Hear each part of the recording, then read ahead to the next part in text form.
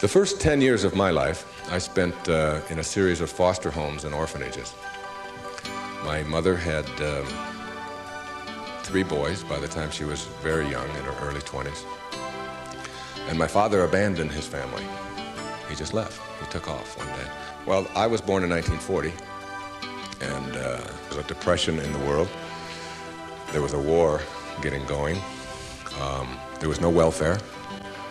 There were no food stamps, things like that. So my brother Dave and I, my next oldest brother, went into a series of homes and ended up in an orphanage kind of place out in Mount Clemens, Michigan.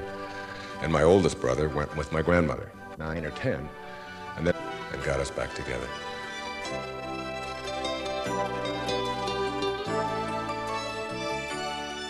But being poor means you think poor. Self-worth comes from one thing, a belief that you are worthy. Teacher, therapist, consulting psychologist, and best-selling author, Wayne Dyer.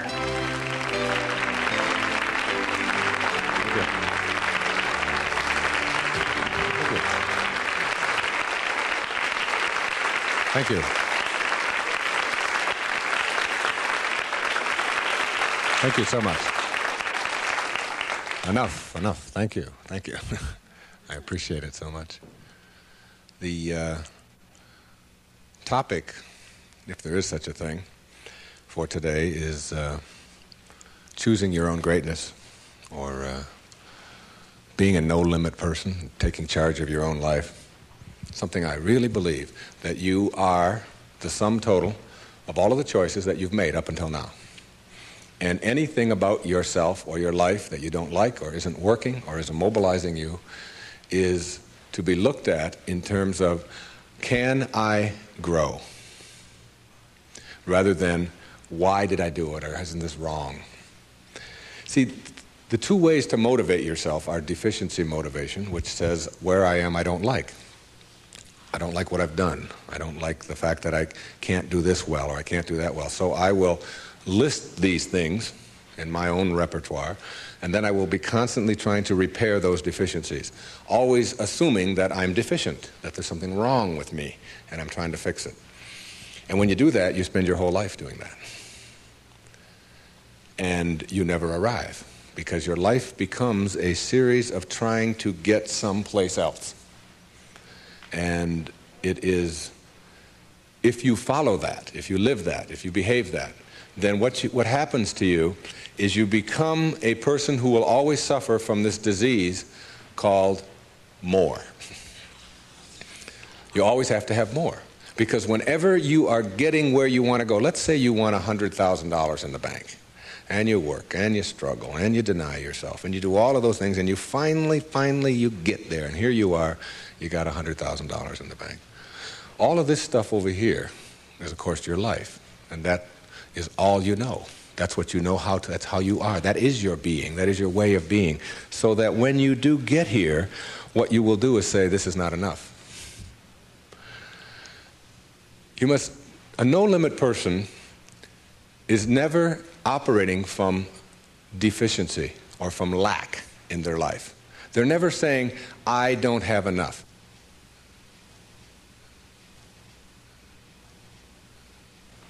You see, you're never going to get enough. You already are everything.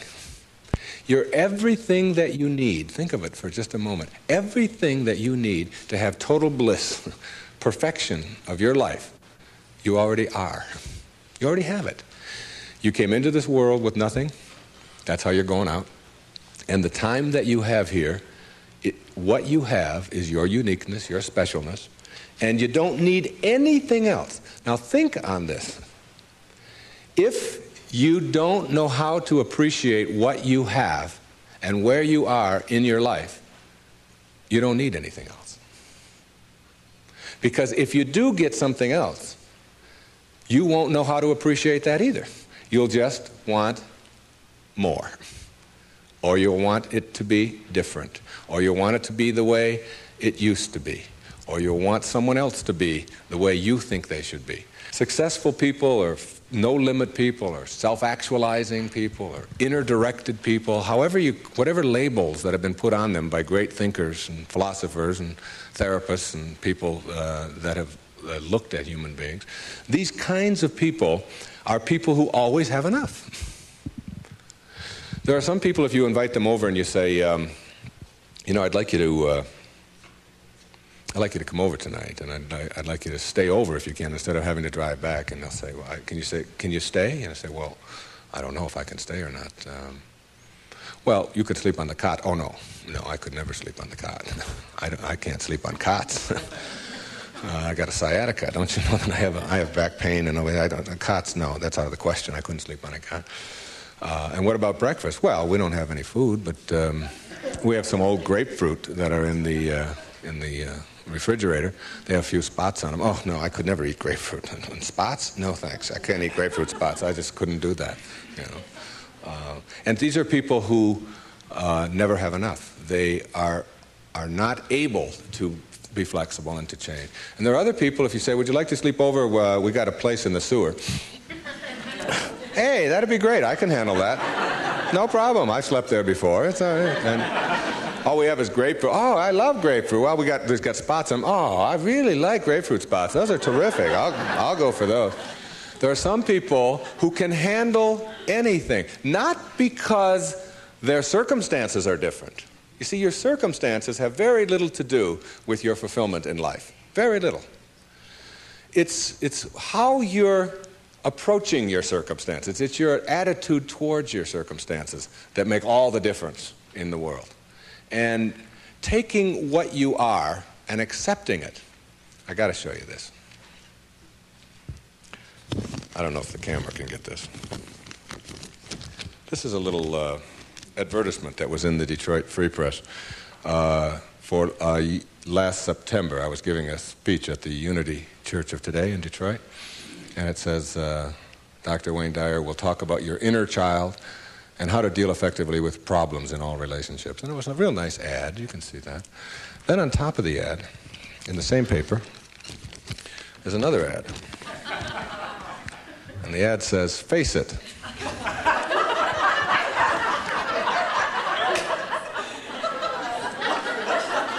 Right on top of my ad, there's no hiding from hair loss.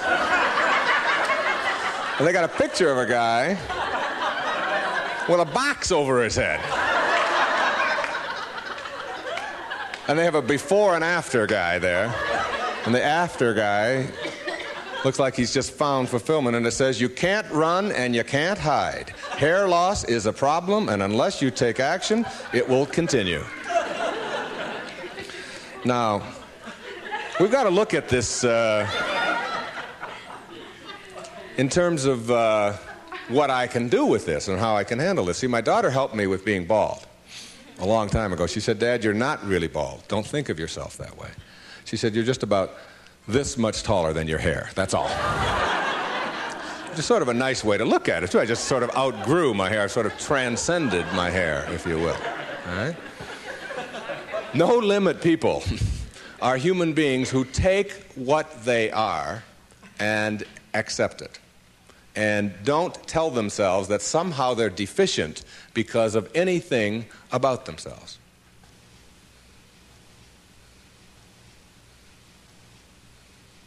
This is a very crucial concept for me and for virtually all of us.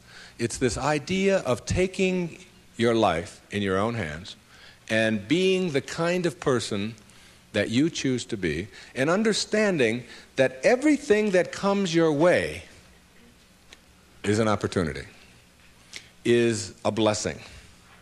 And it wasn't until I learned how to celebrate virtually everything that came my way that I was able to transcend it. You see, everything that was given to us by God, whatever that is perfect. No one can deny the mountains are perfect, and the rivers are perfect, and the birds are perfect, and the hippopotamuses are perfect, and so on. This is just what was given to us. Everything else that you have on our planet, that we have on our planet, comes about as a result of thinking. Thinking. Thought makes it so. All right? This microphone comes about as a result of thinking. Somebody imagines it. Somebody then tells somebody else about it, and it creates it. The dress that you're wearing, this shirt that I'm wearing, the shoes that you have, the stage, these cameras. Everything that you see that wasn't given to us was created by man as a result of the way that we think, the way that we think. So what gets inside of us as a cell comes about as a result of the way that we choose to think in our lives. Very important principle to understand. Because once you get a hold of thinking, and that it creates everything that you have in your life, you can change and make it as absolutely perfect as you want it to be, because thought makes it so. Creative visualization is what we're talking about here. The imagery, or the image that you have of anything in your life, is really like mental behavior. It's like going out and practicing. If you go out and practice with a basketball, shooting free throws over and over again, that's physical practice. Imagery is mental practice. It's mental behavior. When you have an image that you can succeed at something, when you have an image that you can do it rather than that you can't do it, when you get into your car and you have an image that you're going to find a parking place rather than that there'll be no place to park, so you're not looking for no place to park, you will start acting on the image that you have, very much like you will start acting on the practice that you have when you're shooting baskets or when you're hitting a forehand or working on your soup or anything else that you're doing. Bucky Fuller, who I served with on the Hunger Project Advisory Council for 9 years, who died not too long ago, said that 99% of who you are, you can't touch, you can't see, you can't smell. 99% of you is untouchable, unsmellable, invisible. It is what Ken Kais has called your conscious awareness. It's what looks out behind those eyeballs. What is that? It isn't cells. It's some kind of conscious awareness that you are. And make no mistake about it, you've occupied a whole lot of bodies already. Now, this is not reincarnation talk. Although, I don't know about this reincarnation. People ask me if I believe in it. I say, well, I taught in a junior high school in the inner city of Detroit for 4 years. And I saw those dead bodies come to life every day at 3 o'clock. So I believe in reincarnation, all right? Now, if 99% of who you are you can't touch and you can't feel and you can't smell, then what is it? Who is it? Where are you? What is this thing called your essence or who you are? And where does it go? Now think of this. You were in a body. I have a little baby girl who's 11 months old. And we were all in a body that size. Well, it's only a body about this big. Got fingers only this long. You know? Got tiny, tiny little parts all over the place. I mean, she's only this tall. Now, is that her? Is that her essence?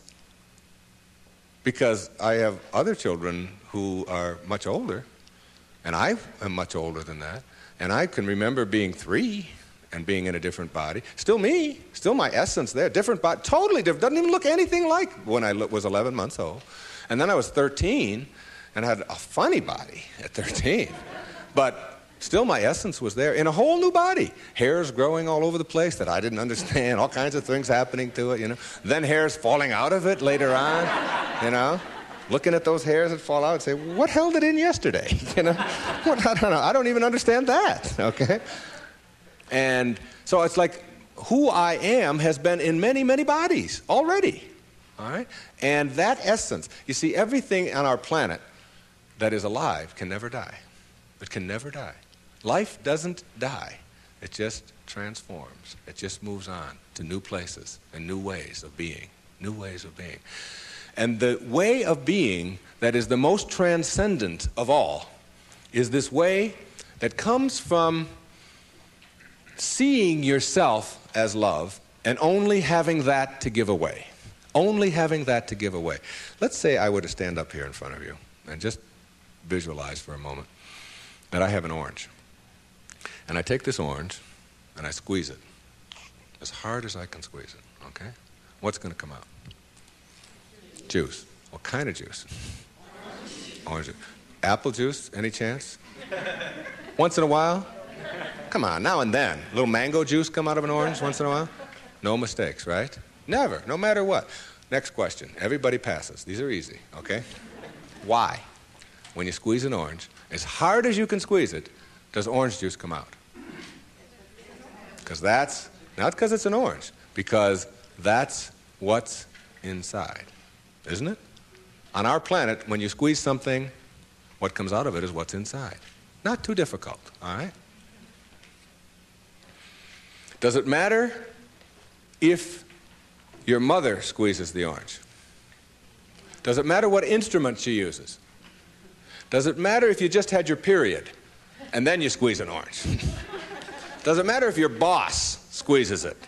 How about if your kids do it? Your kids squeeze an orange. Does it matter? Does it matter what time of day? Suppose they do it at noon, all right? How about at 4 in the morning? Does that matter? Whenever you squeeze an orange, the only thing you get out is what's inside, right? No arguments. Same thing works for you. Same principle works for you. It's a principle of the universe, all right? Someone squeezes you. That is, someone puts pressure on you. Someone says things about you that you don't like. Someone puts attention on you, whatever. Your boss says something to you that you don't like. And out of you comes anger. And out of you comes hatred. And out of you comes fear. Or out of you comes stress. Or out of you comes tension. Why? Is it because of your boss and the way they squeeze you? Never. Is it because of your mother? I mean, she really can be a pain sometimes, right? Is it because of your children? No. What comes out of you always when someone squeezes you is what's inside. This is the vital principle of being a no-limit person. It's so crucial to get this and understand that. That if you have any hatred in your heart for anyone in this world, or any anger, or any fear, or any of those things, it has nothing to do with the rest of the world. It only has to do with what you put inside. Now, how does what gets inside of you get there? That's the key. How does it get there? As you think. Only as you think. You see, there's no anger in the world. There's no stress in the world. There's no tension. It's perfect. We've already established. It's a perfect place. It works just fine. It's all flowing the way it's supposed to flow. The evidence for it is, it is. That's all the evidence you need. Just look around you. Everything out there is a miracle. Everything, including you. There are no mistakes. It's all perfect. And everything that happens to you in your life, whether it's a trauma, whether it's a disease, whether it's somebody treating you in a certain way, there's a lesson in all of it. No-limit people understand the lesson in life and therefore celebrate the lessons.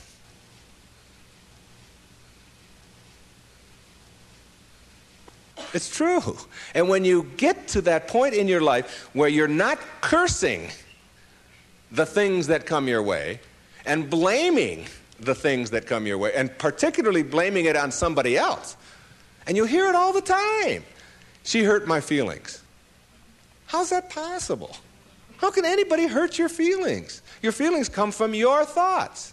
No one can hurt your feelings without your consent. No one can make a fool of you without your consent. No one can embarrass you without your consent. These are choices that you have that come from the way that you think. Someone calls you a name.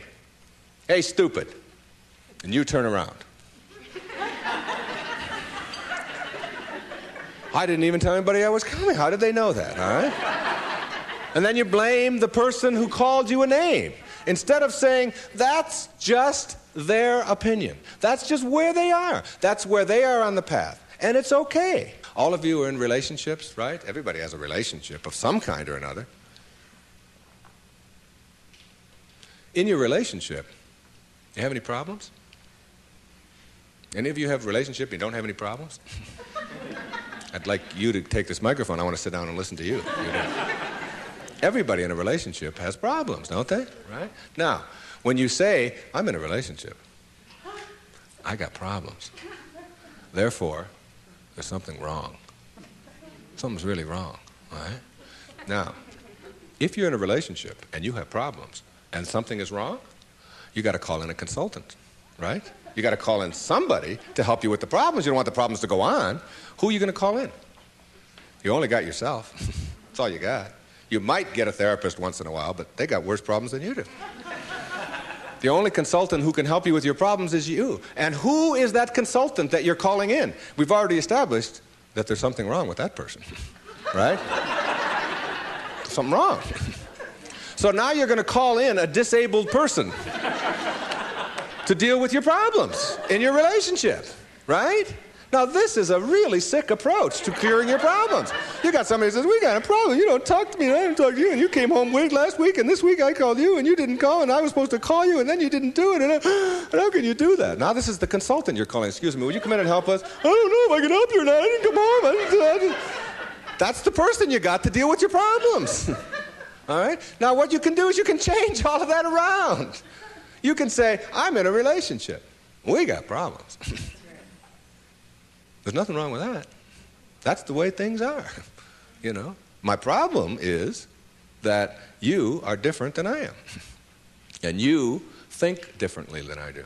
And you behave differently than I do. And you smell different than I do. And you have all of these attitudes over here that I don't have. Nothing wrong with that. That's the way it is. When two people get together in a relationship, you don't have two people becoming one. If you do that, then what you end up with are two half persons. Who wants a half a person in a relationship? You always are single. Even if you're married and and involved in a relationship forever, you're still always single. You're still always you. Your unique, special, perfect self that is not trying to love, but who is love, who lives love, who is being love. The same as if you pray to God and say, God, will you please help me with my problems? And want God to do it for you. Never happen. You've got to be God, not be afraid to carry God around inside of you. If you want to get healed, you have got to understand that you're not going to get healed if you are asking someone else to heal you. And ask any doctor that you know, any surgeon particularly, who's taking somebody into surgery, and ask them which person has a better chance of living, of surviving, say, serious surgery. Is it the one who has a will to live, or is it the one who's just given up? And the surgery and the cases are exactly the same, all right? But the person who has that will, which we can't define, you can't go out and get a bucket full of will and bring it in there. It's an attitude, it's an approach, it's a belief, all right, that you can do something. And when you have that belief about yourself, then you've got so much better opportunity to be well in your life. And a belief is everything. I don't know if you've ever thought of that. I watched a little girl, 5 years old, learning how to swim.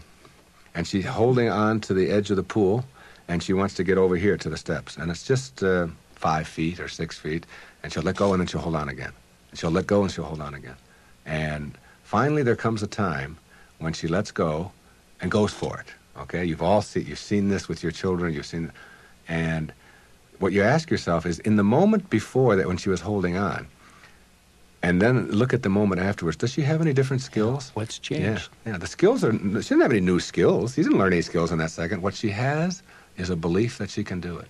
And when you believe it, when you really just believe that you can do it, that's what allows you to swim. And when you think about it now, do you know how to swim? Yeah, so when you dive into the water, you don't think about that. You just know when you dive into the water, you can swim. You don't have any necessary swimming skills or anything like that. Or when you get on a bicycle, you get on, you know that you're going to, unless you believe you can't, because you've never gone out there and tried it and worked on it and done it. Told a story of a patient of yours who had that very problem, who said she didn't know how to ride a bicycle. Yeah, Gail, who came to me many years ago. And you know why she said she couldn't ride a bicycle? Because her mother wouldn't let her get on one. Cop out. Yeah, absolutely. And she had these beautiful big white teeth, and her mother had always told her you could fall and break your teeth, and I wouldn't want that to happen to you. So here she was now in her 30s, and telling me that she couldn't ride a bike, and she was in therapy. And I said to her, okay, let's go. She said, go? Where are we going? I said, well, I've got a bicycle downstairs, and I'm going to show you how to ride a bike. I'm going to have you teach yourself how to do this. And she said, look, I didn't come here to pay you the kind of money that I'm paying you to have you teach me how to ride a bicycle. I came here to find out why I can't. I said, oh, well, you're going to need another 30 seconds of therapy easy, okay? The reason you can't is because you never got yourself on a bicycle. And until you do, you never will know how, and you just believe that you can't. Oh, that's the end of that. There's no more to talk about that. Now, what we have to do is get you to get out there, and we went downstairs, and it was a woman's bike, and I've helped a lot of people to teach themselves how to ride a bike. And what you do when you help someone to teach themselves how to ride a bike, because you don't teach anybody how to ride a bike, okay, is you let them do it all themselves. You let them hold it, you let them balance it, you let them move with it, you let them put the pedal down and move it themselves, and you stand back. You say, no, when you're ready, and then you move it, and you hold on for a second, then you put your foot back down, and you practice it and practice and practice that all yourself, with just someone encouraging you, and before long, in just a matter of minutes. When I tell you it was minutes, and this woman had never been on a bicycle before. She rode like 2 blocks on a bicycle. She couldn't believe that she now had a belief. Being, to me, means seeing the greatness and the uniqueness in you and never letting anybody else convince you to the contrary.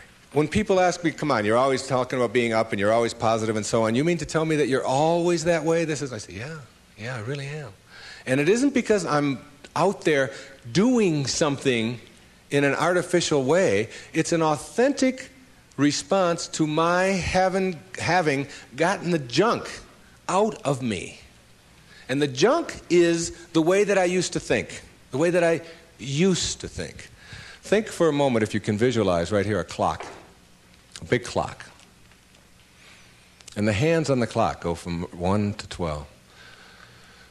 The clock starts right out here with the minute hand, and it goes over towards the 3, the hour hand, minute hand.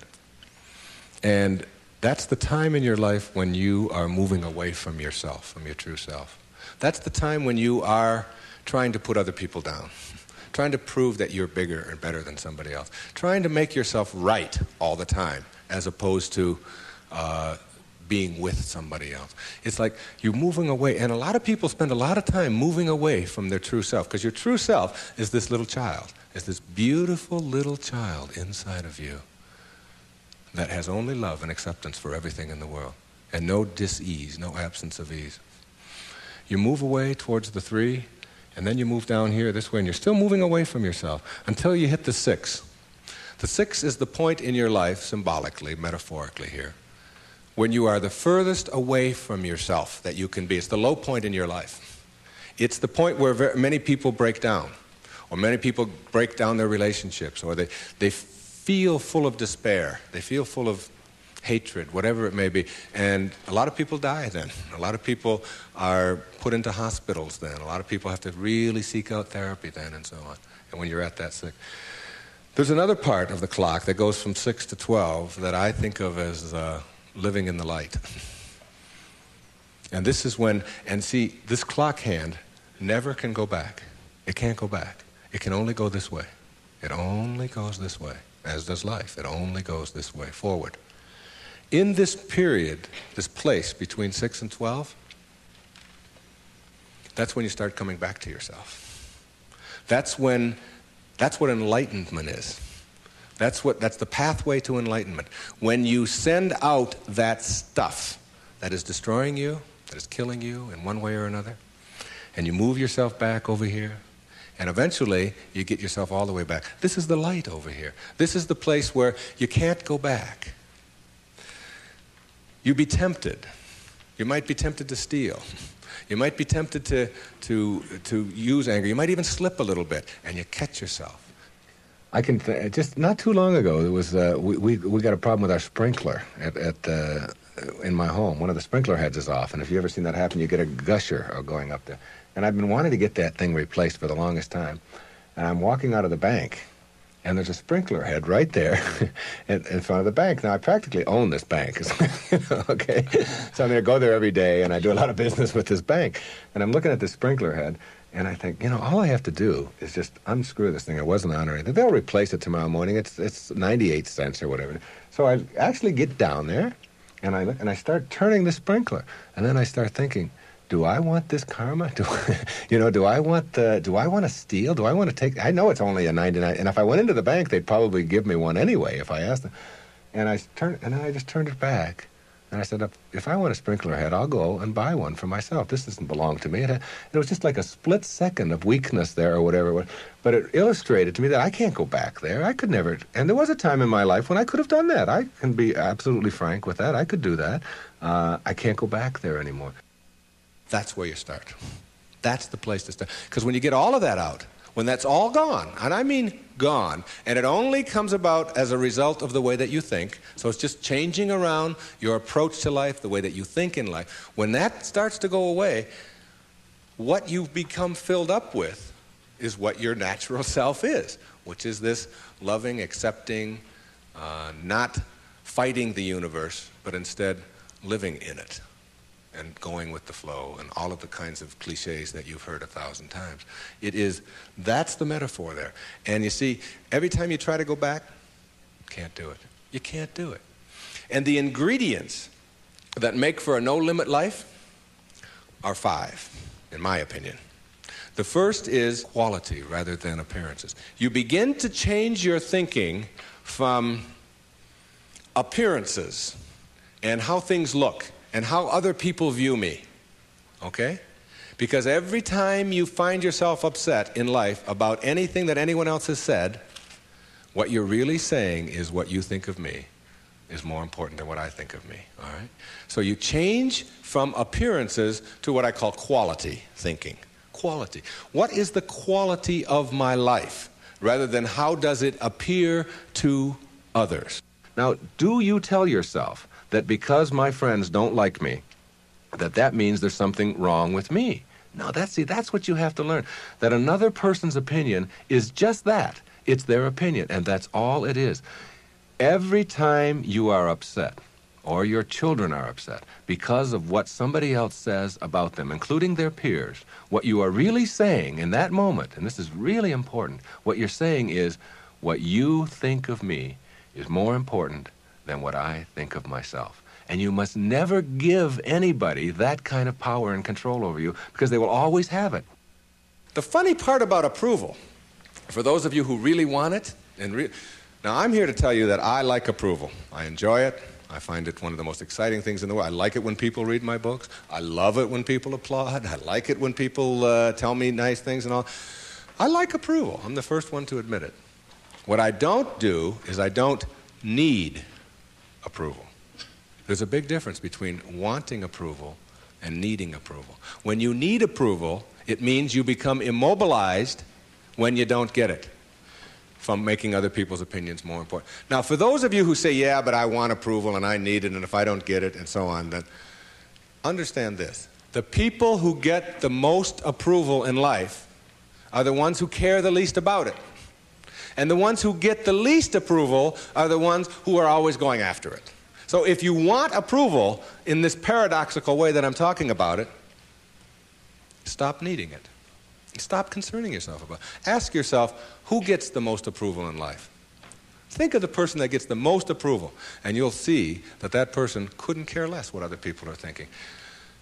They're so busy being, they don't have time to notice what their neighbors are doing. Thoreau said this. He said, if you advance confidently in the direction of your own dreams and endeavor to live the life which you have imagined, you will meet with a success unexpected in common hours. What that means is that success is not something that you can get in life. Success is an inner process. Success is something that you bring to everything you do in your life. It isn't something you get out of what you do. And when you get that, and you learn how to get the junk out, and advance confidently, doing what makes the most amount of sense to you based on your inner signals and the one issue of morality, which is you never interfere with anybody else's right to do the same. Each person has their own right to advance confidently in the direction of their own dreams. And when you violate that, you're violating the principle of the universe, the essence of the universe, which is cooperation and harmony. Then success will begin to chase you. And it will come into your life and arrive in your life in amounts that you never dreamt of before. That you never dreamt of. Things will start happening to you that you would never imagine before. I'm working on a book right now that's going to be called You'll See It When You Believe It. And when you start believing in some of these principles, you'll start seeing things that you were blind to for so long. When you were back here in the 2 and the 3 and the 4 and the 5, when you were moving away from yourself, as long as you're moving back towards your universal essence, your harmony with yourself, your cooperation with the rest, things will start happening in ways that you never dreamt of. Jung called it synchronicity. And it's a term that we use to explain how unexplainable coincidences sort of happen in our life. And how come these things happen? I'm going to share a couple of those with you before we leave. The quality versus appearance in your life means that you get that inner candle flame working in a way that gives you quality, independent of what other people think of you. Maslow, in defining self-actualizing, no-limit people, said they are independent of the good opinion of other people. Of the good opinion of other people. Independent of it. They're so busy advancing confidently, doing the things that make sense, and bringing success to changing their baby's diaper, and bringing success to weeding their garden, and bringing it to the job. They bring it on the airplane so that when they run into somebody who is rude to them, a stewardess that is rude, they don't see it as an attack on them. It's just where they are, and they send them love. Help them a little bit, you know. They're kind. When somebody wants to get in on the freeway, and they're one old temptation when they were on the 1 to the 6 side was to say, oh yeah, nobody's getting in front of me, I'm getting there first. It's like they slow down a little bit. They don't have all that type A stuff of having to beat somebody else and having to defeat somebody. It's a new way of being. It's a way of quality where your harmony allows you to cooperate, and you are a part of what this whole thing is about. New way of being, quality rather than appearances. Another new way of being, very important. Living your life on ethics rather than rules. Ethics rather than rules. All these rules, all these ways of having to do things, somebody else dictates to them. Do you know that some of the most immoral acts in the world have been perpetrated in the name of the rules? These are the laws. What do you think Nazi Germany was all about?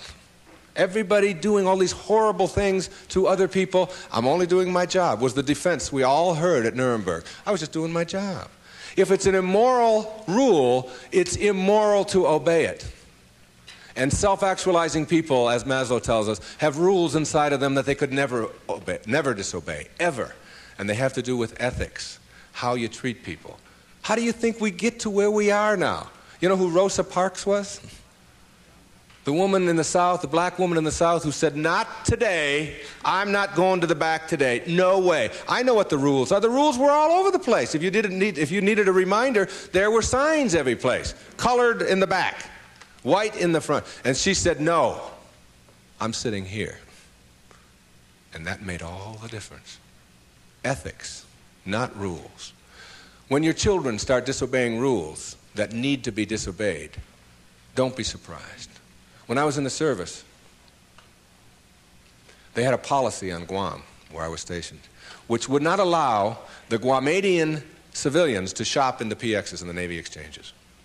But they did allow all other civilians to shop in the Navy exchanges and PXs. But if you were Guamanian, that is, if your skin was dark and your eyes were shaped a little different, then you couldn't. A clear, outright violation. I was a serviceman. I was in the Navy. I was a communications cryptographer. They had a newspaper in the Guam Daily News, and it said, an invitation to speak your mind. And it was a letter writing contest. And they offered $75 to the first prize winner. $75. This was 1961. That was a fortune to me. That was a month's pay in the Navy at that time, almost. So I entered the contest, and I knew I would win it. I had already written a novel at that time. A whole novel I had written while I was on Guam. I knew it wasn't going to be a contest.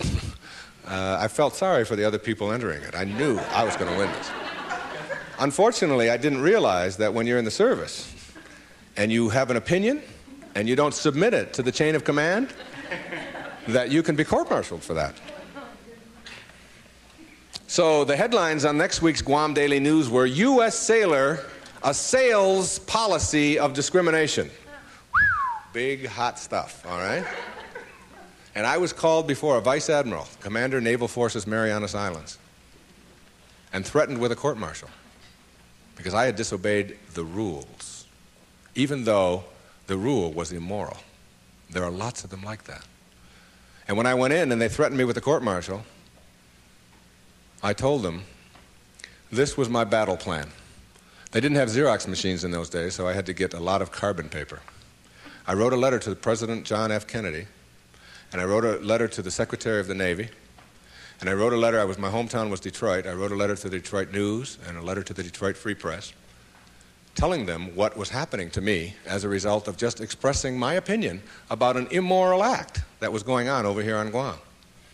And I showed the naval vice admiral my letters right there. I said, I've only sent the one to the president and the secretary of the Navy. These letters go to the newspapers across the country. There was one there to the New York Times as well, and the Los Angeles Times. It was, and I just spread them out before him. I said, if you court-martial me or punish me in any way for this, then what's going to happen is the world is going to find out about this policy. And I'm prepared. I'm ready. I can handle it. And I was 20 years old at the time, or 21. Not only did I get a blessing from that, because all things come in blessings for you, I got out 90 days early. And they stamped on my record, P.I., because the president took it up and sent it to the secretary. Must have. And I never heard from him, but the P.I. on your record means political influence. And they don't like anybody with political influence in the military. And as soon as they saw that, they said, this is somebody we probably will be giving a discharge real soon. There was no court-martial. And in September of 1962, a brand new policy was initiated on Guam, which allowed any civilian to shop in the Navy exchanges. And it came about as a result of someone saying, these rules are immoral, and therefore it's immoral to obey them. New ways of being, ethics rather than rules. And when your kids want to know why, how come these rules are so stupid? How come we have to do this? Encourage them to change them. My mother always did that. She would have to help me get out of the messes that I got myself into, because I did it in my impetuous youth. I would just, when they would say to me, what's more important, your job or school? I was just honest. I said, my job, of course. That's how I felt in those days. But what you do put out in the world is exactly what's coming back to you. And if you find things coming back to you that you don't like and don't understand, don't ask yourself why these things are coming to you. Ask yourself what you're doing to make them come back to you. And when you start putting the responsibility on yourself, you'll start seeing dramatic changes. Dramatic changes. A new way of being. Instead of ethics, instead of rules, ethics. Another new way of being. Instead of looking all your life for achievements and externals, try living your life on knowledge for the sake of knowledge. Knowledge instead of achievement. For the sake of knowledge. Being in a context in which you don't have to collect a lot of merit badges. You don't have to collect a lot of awards and other people's value judgments. That you go to school or you go out into the world or you read or whatever it is you do because it makes sense to you, not because of what somebody else is going to put on a transcript or where you're going to appear in a class list. We need to help our children to understand and value the importance of knowledge for the sake of knowledge and doing things that make sense rather than taking the easy way. Knowledge rather than always trying to achieve. We're in an achievement-oriented society, which tells us that we evaluate and judge a human being based upon how many achievements he has. But most of the people who get caught up in that trap and are always in this circle of trying to get ahead, trying to always get ahead, their reward for that almost always is higher blood pressure, ulcers, early deaths, and even things like cancer, we're beginning to find out, are related to the kinds of stresses that we have. And remember, it's a perfect universe. There's no stress in it. There's only people thinking stressful thoughts. And when you put that pressure on yourself to always achieve and get ahead of the other guy, you miss what it's really all about. There's nothing wrong with goals. It's falling in love with them that's the problem. It's not being able to be flexible and alter them. If you have a goal to get here, to get $100,000 in the bank, to get to this promotion, to get 2 cars in your garage, whatever it is that your goal is, and you're on your way to that, and you're always working at the goal, all of this stuff on your way to the goal is called striving, and that's what you learn, striving. And striving is a very low-level place to be. When you get to your goal, because all you've ever known is striving, you will just always suffer from this disease called more. You will just upgrade your goal to $200,000, 4 cars and 2 houses and another wife and a younger one and all of these kinds of things. If you have a goal and you understand that every step along the way is a present moment to enjoy and to live, then the goal won't become any obsession. I don't have any goals in my life. People ask me, where are you going to be 5 years from now? What are you going to be doing? What's next for you? I remember what Lincoln said, who to me was like the greatest person who ever sat in that White House. He said, I've never had a policy. He said, I just tried to do what made the greatest amount of sense each and every day of my life as I sat there as the President of the United States. And I think there's something really significant in that you don't have to get it all planned out and follow a certain pattern and do it a certain way. If you just sort of trust your inner instincts and go with that and live each moment, the goal stuff will all take care of itself. But if you're sacrificing and pushing your life aside and suffering on your way to trying to get someplace, you'll never get there. It will always elude you, because once you get there, you'll just have to upgrade it. And that's because that's all you'll know. Nowness is that purest form of sanity, living in this moment and enjoying it. And all the rest of it will sort of work its way out. Another new way of being for me is to think of yourself in terms of personal authority rather than being an authoritarian. Personal authority. A person who has authority never needs to dominate anyone else, ever. Dominating doesn't become necessary.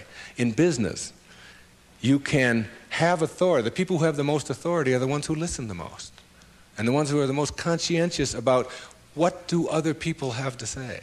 A person in a relationship who has to dominate somebody else and has to make the other person submissive shows that they don't have authority, because they're getting their power not from within for themselves, but on the basis of who they can control.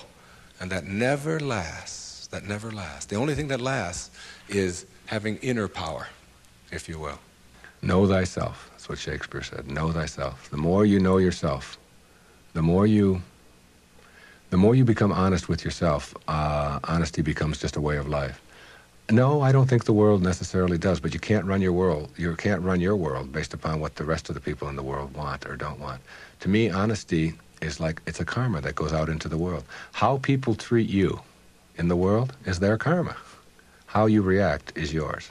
And when you react to it with dishonesty, that's what you're putting out into the world, dishonesty. And when you put dishonesty out into the world, that's what's going to come back to you, because what goes out is what comes back. That all, as you sow, so shall you reap. I mean, it's in every great institution that there is in the world, whether it's a religion or a philosophy or whatever. What you put out is what comes back. Whatever you plant is what you're going to get back. And the more that you put out honesty, just because it's what you are, because you are being honesty, you're not trying to be honest, you're just being honesty, then that's what will come back to you on a regular basis. And when it doesn't, you'll just see that as another test for you to pass. And finally, a fifth way of being that is new, for me, it has become a way of life. It's called serenity instead of acquisitions. The more you try to acquire, the more you try to get, the more you try to collect in your life and evaluate yourself on the basis of that, the less serenity you're going to have. More is less. It's almost a secret of the universe. Serenity means inner peace. It means that you can find joy in every moment that you have in your life instead of always looking for it. It means that while you are driving along the countryside, and seeing, instead of saying, I'm on my way to this point, that you can open your eyes and see it with new eyes. See the rolling mountains, see the grass, see the deer, see the sky. See, you can just stop wherever you are in this second, wherever you are, and just look around you, and you can begin to appreciate just your surroundings and your environment. Then you can begin to appreciate the people that are in your life, and even the ones that are negative and you're having the most difficulty with. You can practice a new way of being with them, which is sending them love, sending them flowers, send them books, send them a tape, send them something, and just see what kind of reaction that you get. Super emotional health is just an attitude. An attitude is everything. I want to summarize these new ways of being and give you the most important ingredient on the path as we leave.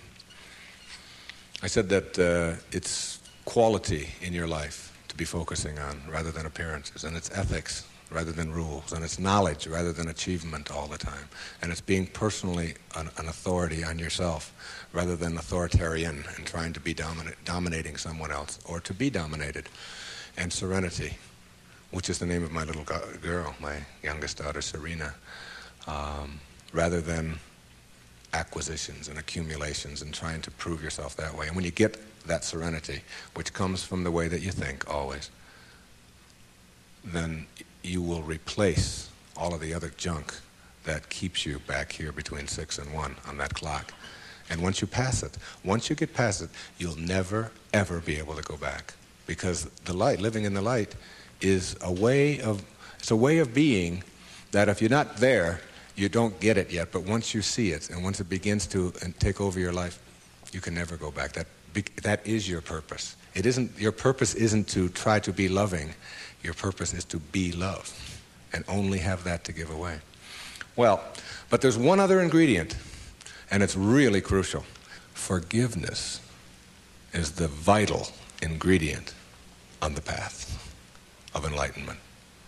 And if you don't know how to do it, then practice sending out love. Take the person or the people that you're having conflict with, any place in your life, send them something. You don't have to even do it physically. Just send them something that comes from inside. And what's inside is how you choose to think. And if you can make that love and do that, and that is to me the test. Not whether you can love someone when they smell good, when they do everything that you're supposed to, but whether you can love someone who has sent you hate or anguish in your life and send it back. You don't have to forget. You don't have to go back. But you got to get it out of you because it is blocking you and holding you back. And when I said you'll see it when you believe it, all my life I had wanted to write fiction, a parable. 3-4 years ago, I decided to go off to Hawaii, to Maui, to Kaanapali Beach, and to write.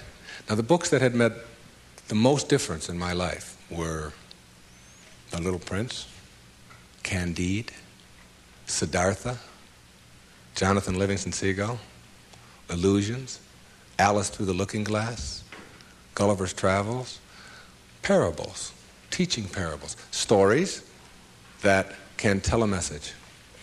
I went over to Maui, and I sat down on the beach, and I'd been talking about writing this, I'd been talking about doing this, and it was something that... And I have a little girl, and her name is Sky, S-K-Y-E. I decided to reverse the letters in her name, E-Y-K-S, and put an I in there, which symbolizes the self, Icus. And I just created this parable of a woman whose name is Icus, who lives on another planet. The planet is Uranus.